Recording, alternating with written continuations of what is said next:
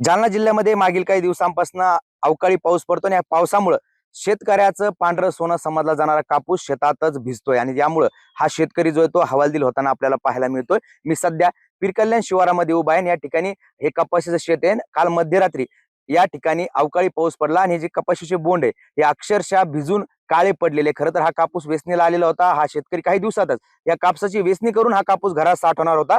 मात्र अवकाळी पावसामुळे कपाशीचे बोंड पूर्णतः भिजलेले आहे, काळे पडलेले। त्यामुळे आता हा शेतकरी जो आहे तो हा कपाशी वेचून घरामध्ये साठवू शकत नाही। त्यामुळे कमी दरानं या शेतकऱ्याला हा कापूस जो आहे तो विकावा लागणार आहे। त्यामुळे खरं तर एकीकडे जालना जिल्ह्यात मागील काही महिन्यांमध्ये अतिवृष्टीने शेतकरी हवालदिल झालेला होता आणि आता या अवकाळी पावसामुळे बळीराजाचं पांढरं सोनं समजलं जाणारं कापूस पीक जे ते देखील संकटात सापलेलं आपल्याला पाहायला मिळतंय। खरं तर मोठ्या मेहनतीनं या शेतकऱ्यांना हा कपाशी पीक आणलेलं होतं। चांगला कापूस देखील या कपाशीला आलेला होता। मात्र अवकाळी पावसामुळे कुठेतरी हा कपाशीचे बोंड जे ते शेतातच भिजलेले आहे। त्यामुळे आता हा शेतकरी हा कापूस घरात साठवू न शकता आता कमी दरानं या शेतकऱ्याला हा कापूस जो आहे तो मार्केटमध्ये विकावा लागणार आहे। त्यामुळे शेतकऱ्याला दुहेरी जो तो फटका आहे तो आपल्याला बसताना पाहायला मिळतोय। खरं तर जालना जिल्ह्यामध्ये मागील काही दिवसांपासून अतिवृष्टीने शेतकरी हवालदिल झालेला होता। आता कापूस पीक म्हणजे जे शेतकऱ्याचं आपण ज्या पिकाला पांढरं सोनं समजतो हे पांढरं सोनं वेचणीला आलेलं होतं आणि शेतकरी हा वेचणीला सुरुवात देखील करणार होता। मात्र काल मध्यरात्री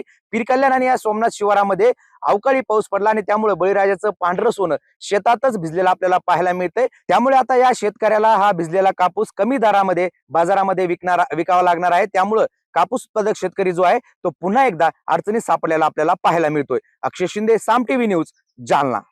आता isakal.com आहे देशातील नंबर 1 ची मराठी न्यूज वेबसाईट। प्रत्येक अपडेटसाठी isakal.com ला नक्की भेट द्या।